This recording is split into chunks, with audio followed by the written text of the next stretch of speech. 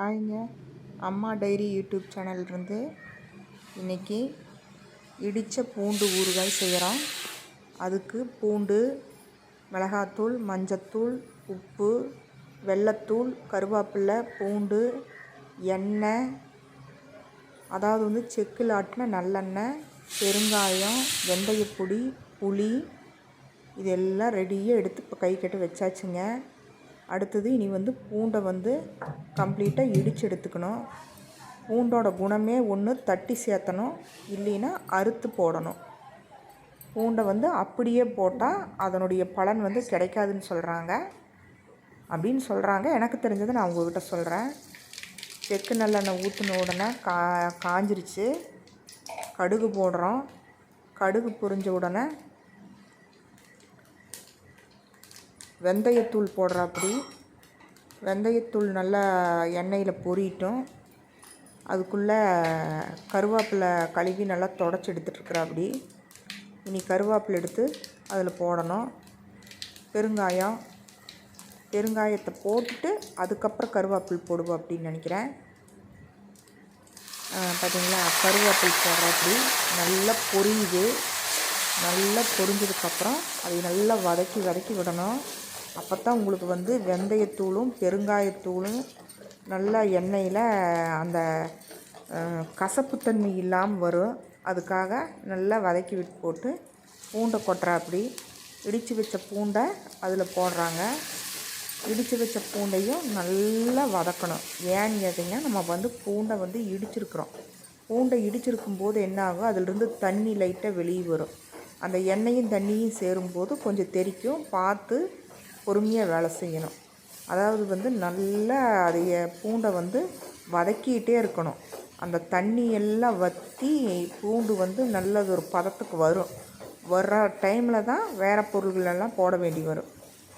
இப்போ பூண்டு வதக்கிறது தான் இருக்குது நம்மளுக்கு வேலையே. அதுக்கப்புறம் பொடி போட்டு புளித்தண்ணி ஊற்றி இதெல்லாம் பண்ணும்போதெல்லாம் கூட வேலையில்லை. இப்போ இந்த பூண்டை முதல்ல நல்லா வதக்கி எடுக்கணும். பூண்டு ரொம்ப உடம்புக்கு நல்லதுங்க.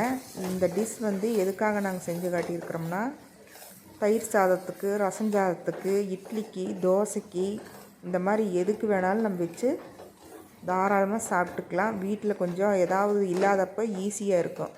அதுக்காகத்தான் நம்ம இன்றைக்கி இடித்த பூண்டு ஊறுகாய் போட்டுடலாம். அதாவது இதோட டேஸ்ட் எப்படி இருக்குன்னு தெரியுங்களா?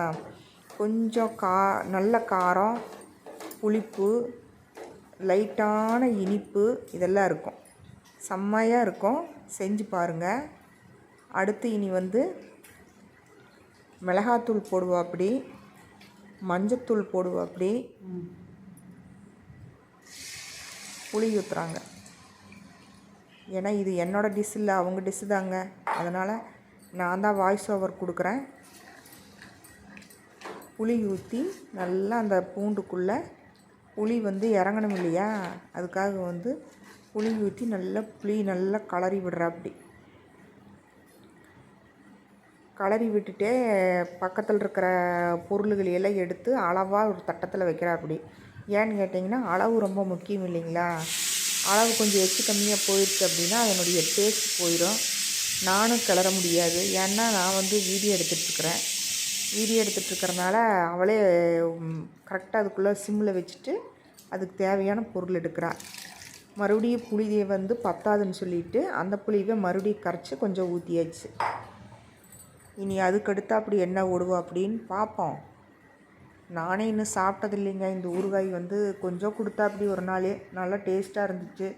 சரி, இது நம்ம யூடியூப்புக்கு செஞ்சு காட்டு, உன்னோட இட்லி பொடி எப்படி ஸ்பெஷலாக போச்சோ அது மாதிரி இந்த இடித்த பூண்டு ஊறுகாயும் போகும், அதனால் நீ செஞ்சு காட்டுன்னு சொன்னேன். சரி, ஓகே, நான் செஞ்சு காட்டுறேன் அப்படின்னு சொல்லிட்டு இன்றைக்கி செஞ்சிட்ருக்குறா. அப்படி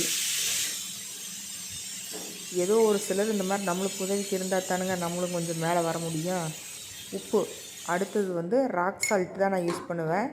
அதனால் உப்பு போடுறேன். அப்படி புளி ஊற்றுனதுக்கப்புறம்தான் உப்பு.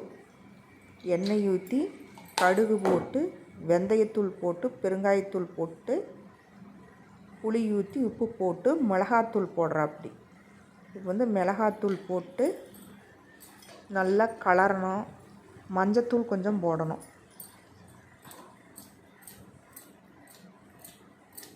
பார்த்தீங்களா? இந்த மிளகாத்தூள் எப்படின்னு கேட்டிங்கன்னா, எங்கள் மச்சான் வந்து மிளகாய் வியாபாரம் பண்ணுறாரு. ஐயோ! அந்த மிளகாய் வந்து ரொம்ப பயங்கரமான காரமுங்க. இல்லைன்னா இந்த 1½ ஸ்பூனெல்லாம் இந்த ஊறுகாய்க்கு இத்தனை புளிக்கு ஏனும் கூட கேட்காது. 1/4 ஸ்பூன் போட்டாலே அப்படி ஒரு காரம். மிளகாயும் காரம், மிளகு பொடி அரைச்சி வச்சுருக்கிற வருஷத்துக்கு அதுவும் சரியான காரங்க. ரீல்ஸில் கூட போட்டிருந்தேன் இல்லைங்களா, 2 பாட்டில் வச்சு ஒரு நாள். அது அவர்கிட்ட வாங்கி அரைச்ச மிளகாத்தூள் தானுங்க. சரியான காரம். மல்லித்தூளுமே எங்கள் அத்தை பொண்ணு வந்து நல்லா அரைப்பா. பதமாக வறுத்து கரெக்டாக அரைப்பா. வெயிலில் காய வச்சுட்டு நல்லா புடச்சிட்டு அதை வந்து அது ஒரு மாதிரி சூடு வர்ற வரைக்கும்னு சொல்லுவாள். அது அவளுக்கு தான் தெரியுங்க, நம்மளுக்கு தெரியாது. கரெக்டாக மல்லித்தூள் வந்து கொரன்னு அரைக்கணும்னு சொல்லுவாள். மிளகாத்தூள் நைஸாக அரைக்கணும், மல்லித்தூள் வந்து கொரன்னு அரைக்கணும்னு சொல்லுவாள். நான் அவள் சொல்கிறது கரெக்டாக இருக்குன்னு அவள் சொல்கிற மாதிரி தானுங்க செய்வேன். கொஞ்சம் மிளகாத்தூள் பத்தாது அப்படின்னு அவளுக்கு தெரிஞ்சிருச்சு. அதனால் மிளகாத்தூள் போடுறா. உப்பு கொஞ்சம் பத்தலைன்னு சொல்லிட்டு உப்பும் போடுறா. அவள் எப்போவுமே என்ன பண்ணுவான்னு கேட்டிங்கன்னா, சமைக்க எண்ணெய் பத்தலின்னா எண்ணெயை ஊற்றுவாள். எண்ணெய் அப்படின்னா ஆயில் இல்லை, தேங்காய், கடலெண்ணெய் இதெல்லாம் என்ன பண்ணுவான்னு கேட்டிங்கன்னா, ஃபஸ்ட்டு ஒரு அளவு ஊற்றிட்டு செஞ்சிட்டே இருப்பாள். பத்தாது, இது ஏதாவது அடி பிடிக்கும் அல்லது இந்த டிஷ்ஷுக்கு பத்தாது அப்படின்னு தெரிய வரும்போது அவள் எண்ணெய் ஊற்றிக்குவாள். அவள் எனக்கு சொல்லி கொடுத்துருக்குற டிப்ஸு. எப்பவுமே முதல்லையே எதுலேயுமே எண்ணெயே அதிகமாக ஊற்றாத, ஊற்றிடு. உனக்கு பத்தலை, அடி பிடிக்குது, இது இல்லை, இதுக்கு வந்து எண்ணெய் பத்தாது அப்படின்னு தெரிகிறப்போ நீ வந்து எண்ணெயை வந்து ஆட் பண்ணிக்கோ அப்படின்னு சொல்லி அவள் எனக்கு சொல்லி கொடுத்துருக்குறான். நானும் அதை மாதிரி தான் செய்வேன். வெள்ளை ரவையிலையும் அவள் தான் சொல்லி கொடுத்தா.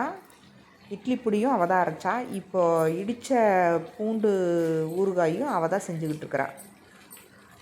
நானும் அவளும் ஒரே வயசுங்க. நாங்கள் 2 பேரும் சின்ன வயசில் ஊருக்குள்ளே செய்யாத சேட்டை இல்லை, ஓடாத ஓட்டம் இல்லை, விளையாடாத விளையாட்டு இல்லை. எல்லாம் விளையாடுவோம். அப்படி விளையாடுவோம். அது ஒரு காலம் இனி திரும்பி வரவே வராது. பார்த்திங்களா, எத்தனை தடவை டேஸ்ட் பார்த்து கரெக்டாக பண்ணுவாளுங்க. அவள் பண்ணுறதை பார்த்தாலே அழகாக இருக்குது. சாப்பாடும் அப்படித்தான், செம்ம டேஸ்ட்டாக இருக்கும். எது செஞ்சானாலும் நல்லா டேஸ்ட்டாக செய்வாள், பொறுமையாக செய்வாள். அவள் கலர்றதை வச்சே நம்ம தெரிஞ்சுக்கலாம் அது எந்தளவுக்கு எப்படி செய்வா என்னங்கிறத. அவள் கொஞ்சம் கூட வேலை செய்கிறதுக்கு சங்கவே மாட்டாள். இவ்வளோ நேரம் கலரணுமா, போதும் நம்ம சிம்மில் வச்சுட்டு போய் கொஞ்சம் நேரம் உட்காந்துக்கலாம் அப்படிங்கிற கதைக்கெல்லாம் வேலையே கிடையாது. செஞ்சுட்டா பார்த்திங்களா, முடிஞ்சுது, அவ்வளோதான். பூண்டு ஊறுகாய் செஞ்சாச்சு. செம்ம டேஸ்ட்டாக இருக்கும். பார்த்திங்களா, நீங்களும் உங்கள் வீட்டில் செஞ்சு பாருங்கள்.